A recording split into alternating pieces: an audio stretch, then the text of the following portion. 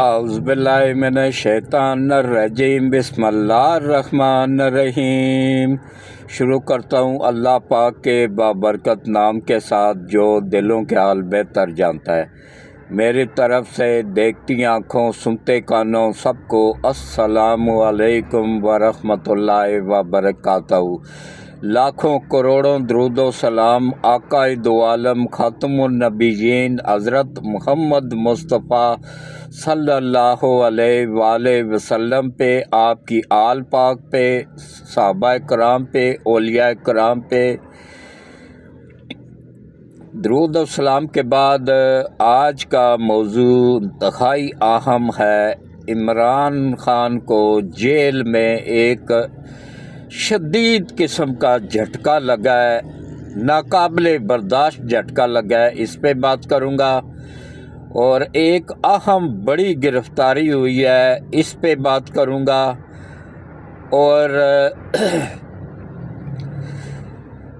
جو عالمی طاقتوں کے ٹراؤٹ ایجنٹ سپریم کورٹ میں بیٹھے ہوئے تھے نا 8 جج، ان میں سے 4 ججوں نے ان کا ساتھ چھوڑ دیا ہے، اب پیچھے رہ گئے ہیں 4۔ انشاءاللہ 10 جنوری کو بروز پیر ان 4 کا یہ 4 بھی اپنے انجام کو اللہ کی مدد سے پہنچ جائیں گے انشاءاللہ۔ تو میری اصل ولاگ شروع کرنے سے پہلے آپ سب سے ایک ہی اپیل ہے کہ دیکھیں، یہ میرے اکیلے کا چینل نہیں ہے، یہ آپ سب کا چینل ہے، یہ ہم سب کا چینل ہے، یہ آپ لوگوں کو حق سچ دکھانے والا چینل ہے۔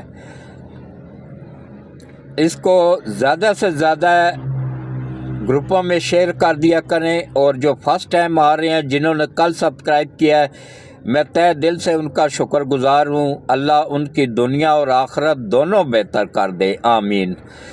تو ویڈیوز کو پوری دیکھا کریں، سکپ نہ کیا کریں۔ اب میں نے کم ٹائم میں بنانا شروع کر دیا ہے، ٹائم کم کر دیا ہے، زیادہ سے زیادہ بھی 10 یا 15 منٹ، اس سے اوپر نہیں ہوگی انشاءاللہ۔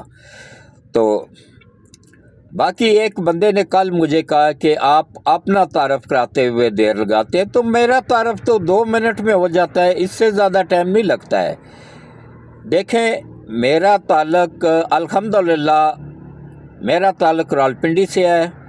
چودھری حاجی محمد سلیم نام ہے میرا، میرے نام پہ ہی چینل ہے، اور میری عمر 75 سال ہے۔ الحمدللہ میں پاکستان کا عمر میں سب سے سینئر یوٹیوبر بھی ہوں، اور الحمدللہ سب سے سینئر صحافی ہونے کا اعزاز بھی اللہ پاک نے مجھے دیا ہے۔ میں نے اپنی صحافت کا آغاز 1975 میں نوائے وقت اخبار سے کیا تھا، عارف نظامی صاحب کی زیر نگرانی، وہی میرے استاد بھی تھے اور نوائے وقت کے مالک بھی تھے۔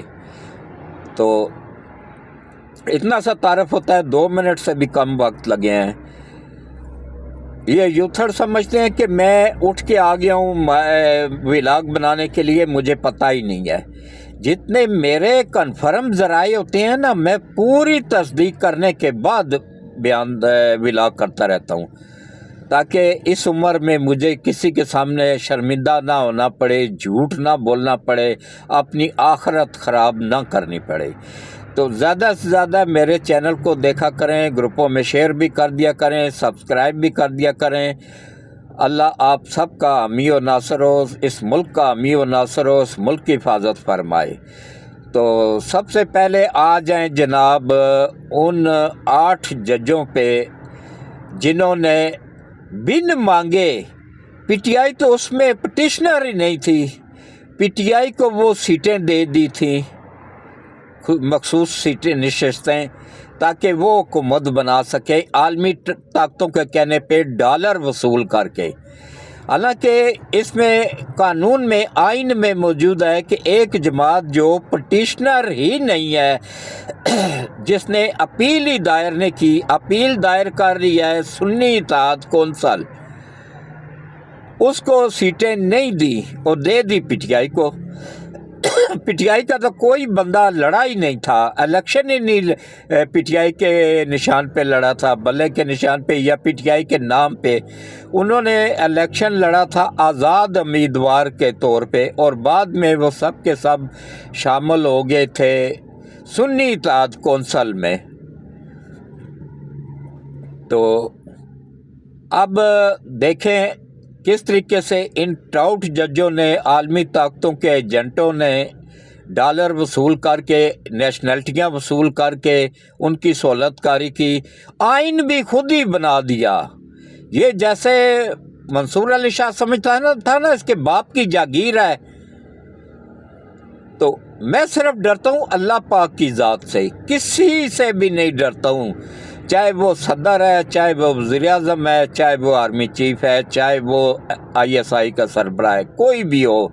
मैं हक सच बात कहने से नहीं डरूँगा इंशाअल्लाह, क्योंकि मेरे मालिक का फरमान है, मेरे नबी पाक सल्लल्लाहु अलैहि वसल्लम का फरमान है, जिनकी हम ग़ुलाम हैं, उनका फरमान है कि एक सच 1000 झूठ पे भारी होता है, और एक झूठ को छुपाने के लिए 1000 झूठ बोलने पड़ जाते हैं। तो क्यों ना बंदा हक सच की बात बयान करे। तो इन्होंने अब हर मौके पे मंसूर अली शाह को अल्लाह ने बेपनाह इज़्ज़त दी थी, लेकिन वो कहते हैं ना कि जब बंदा लालच में आ जाता है, खुदगर्जी पे आ जाता है, टाउट बन जाता है, आलमी ताकतों का बिक जाता है, तो फिर अल्लाह पाक भी अपनी रहमत का हाथ उसके ऊपर से उठा लेता है। बड़ा काबिल जज था, मैं बहुत इज़्ज़त करता था इसकी, लेकिन इसको इज़्ज़त रास ही नहीं आई है। इसी नहीं बनना था, सीनियर तरीन जज था, इसी नहीं बनना था सुप्रीम कोर्ट का चीफ जस्टिस। ये अपने काले करतूतों की वजह से नहीं बन सका है। ये आलमी ताकतों का एजेंट ना बनता तो इसने ही बनना था। अब हमारी एजेंसियां तो अल्हम्दुलिल्लाह ईची बिची निकाल के रख देती हैं कि ये बंदा इससे मिला है, इससे मिला है। उनकी वीडियोस भी मौजूद हैं, उनकी ऑडियोज़ भी मौजूद होती हैं। ये बाद में बंदयाल ने कहा था ना कि ये जो गैर कानूनी है रिकॉर्डिंग करना, कोई गैर कानूनी नहीं है, पूरी दुनिया में होती है, पाकिस्तान में ही हर काम गैर कानूनी हो गया है। करप्शन तुम करो, चोरियां तुम करो, डाके तुम मारो, वो हाउसिंग सोसाइटियाँ तुम बनाओ, और बाद में रिज़ाइन दे के घर बैठ जाओ, बस सब कुछ माफ़ हो गया। क्यों भाई, तुम लोग जो आसमान से उतरे हुए हो, सैलरियाँ तुम सदर, वज़ीर आज़म, आर्मी चीफ से भी ज़्यादा ले रहे हो, और हराम की सैलरियाँ ले रहे हो, अपने बच्चों को हराम खिला रहे हो कि 1 घंटा भी काम नहीं करते हो। अब जाके काम शुरू हुआ है, जब ईमानदार जज आए हैं, आइनदार जज आए हैं। वो तो इमरानडू जज थे, वो तो टाउट जज थे, बिकाऊ जज थे, जो कि आते थे। अब ये देखे आराम की सैलरियां ले रहे हैं, ये कोई केस सुन ही नहीं रहा मंसूर अली शाह, तो आराम ही खिला रहा है ना अपने बच्चों को ले जाके, हलाल तो नहीं खिला रहा है ना। जब केस सुनेगा, अपनी ड्यूटी 8 घंटे पूरी अदा करेगा, तो फिर जाके उसकी सैलरी हलाल होगी, वरना वो आराम में आएगी। तो हर मौके पे जैसे ही कोई तब्दीली आने, जैसे ही कोई मतलब आईनी काम होने लगता था ना, ये फौरन आलमी ताकतों के कहने पे जो इनके पीछे बैठे हुए हैं ना, वो इनको डंडा दे देते थे, चलो भाई डॉलर हलाल करने का टाइम आ गया है, ये काम करो। तो ये फौरी तौर पे कर देते थे, ख़त लिख देते थे चीफ जस्टिस को, सदर को, वज़ीर आज़म को, गैर कानूनी, वो रिजेक्ट हो जाता था।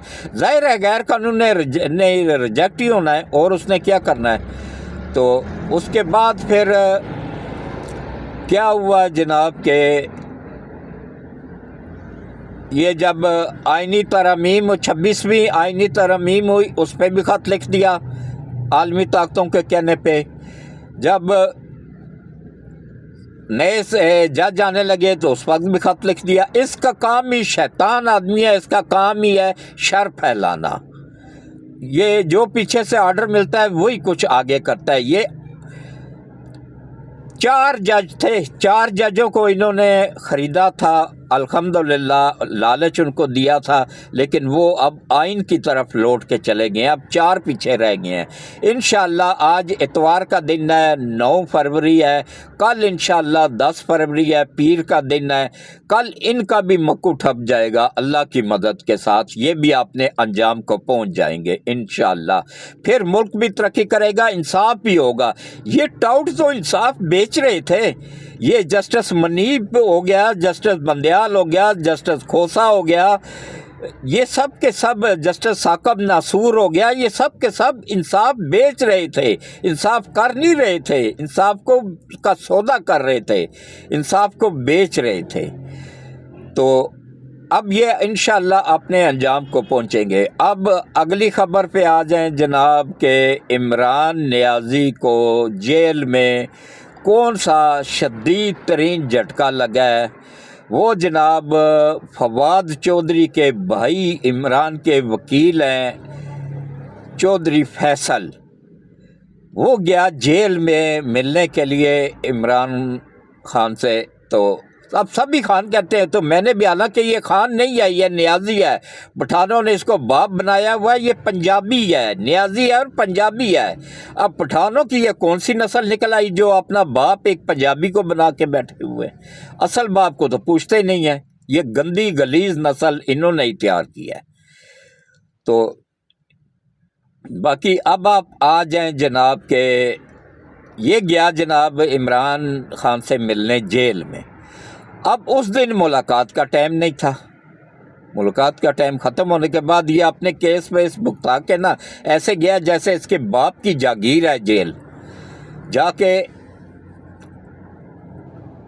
سپاہیوں کو پہلے گالی گلوچ کی، سب سے گندی غلیظ زبان دونوں بھائیوں کی، ان کے باپ نے ان کے خون میں حرام شامل کیا نا، دونوں بھائیوں کے غلیظ گندی زبان ہے۔ جو غلیظ ترین انسان ہوگا نا، گندا ترین، اس کا تعلق پی ٹی آئی سے ہوگا۔ تو یہ فواد چودھری ہو گیا، فیصل چودھری ہو گیا، یہ ان کی نسل میں ہی، ان کے خون میں ہی گند شامل ہے، غلیظ گندا خون۔ خود بول کے کہتا ہے ہاں جی میں گندا خون ہوں۔ اچھا خون، اچھے پہچان اس کے اخلاق سے ہوتی ہے، اچھا اخلاق ہی اس کی نسل کا، اس کے خون کا اچھے ہونے کا ثبوت دیتا ہے۔ اس نے پہلے پولیس والوں کو غلیظ ماں بہنوں کی گالیاں دیں، انہوں نے پھر کیا کیا جناب، انہوں نے جیل سپرنٹنڈنٹ کو شکایت لگائی، جیل سپرنٹنڈنٹ آیا، اس کو بھی اس مردود نے اتنی گندی گندی گالیاں دی ہیں نا، میں تو کہتا ہوں کہ جو وکیل اس کی ضمانت کے لیے آئیں گے نا، وہ وکیل بھی اپنے اصل باپ کے ہی نہیں ہوں گے، حقیقت بیان کر رہا ہوں۔ تو اس نے جیل سپرنٹنڈنٹ کو بھی غلیظ ماں بہن کی گالیاں دی، وہ سوری سر کرتا رہا۔ اب کیونکہ جیل سپرنٹنڈنٹ تو ہوتا ہے ملازم وفاق کا یا صوبے کا، اب وفاق میں بھی بزدل ترین حکومت ہے، صوبے میں بھی بزدل ترین حکومت ہے پنجاب کی۔ ہاں مریم نواز دلیر ہے، لیکن ہے تو بیچاری عورت نا، اس نے ایکشن لے لیا ہے، ایکشن ہو گیا ہے، تبھی تو یہ مردود گرفتار ہوا ہے، اس کو گرفتار کر لیا گیا ہے اور اس پہ پرچہ درج ہو گیا ہے۔ یہ اگر شروع میں ہی شہباز شریف جا کے ان مردودوں کو، جنہوں نے توہین رسالت کی تھی، جنہوں نے مسجد نبوی کی توہین کی تھی، وہاں پہ نعرے بازی کی تھی، وہاں پہ مسجد نبوی کے اندر فرشتوں کو بھی حکم ہے کہ درود شریف بھی آہستہ آواز سے پڑھنا، اور سلام بھی جب آپ صلی اللہ علیہ وآلہ وسلم کے دربار پہ جائیں، سرکار کے حضور پیش ہوں، تو سلام بھی زور سے نہیں کرنا، آہستہ آواز سے کرنا ہے۔ وہاں پہ انہوں نے غلیظ نعرے بازی کی، تو جب وہ وہاں کی گورنمنٹ نے ان کو اریسٹ کیا تو یہ شہباز شریف نے جا کے ان کو چھڑوا دیا۔ یہ ایسے بزدل ہے۔ ہاں نواز شریف دلیر تھا، اس کی بیٹی بھی دلیر ہے، وہ دلیر تھا، یہ بزدل ہے، یہ شہباز شریف انتہائی بزدل ہے، اس کے بیٹے بھی بزدل ہے، سب بزدل ہے۔ تو اب آپ اس کو اریسٹ کر لیا گیا ہے۔ اب وفاق کا کام ہے نا، یا صوبے کا کام ہے کہ چیف اس کو سپورٹ کرے جیل سپرنٹنڈنٹ کو۔ اب ہر کام آفس کے ڈنڈے نے تو نہیں کرنا نا، کچھ یہ بھی لوگ حلال کر کے کھا لینا، یہ بھی کچھ حلال کر لیں۔ تھوڑا بہت یہ بھی دکھائیں نا کہ بھائی ریاست میں بھی جان ہوتی ہے یا حافظ کے ڈنڈے میں ہی جان ہے، صرف وہی جدھر چلتا ہے تو ادھر ہی کام درست ہو جاتے ہیں۔ تو آپ دیکھیں انشاءاللہ انصاف ہوگا اور یہ اپنے انجام کو پہنچیں گے سب۔ اس کے ساتھ ہی میں اجازت چاہوں گا۔ اللہ حافظ۔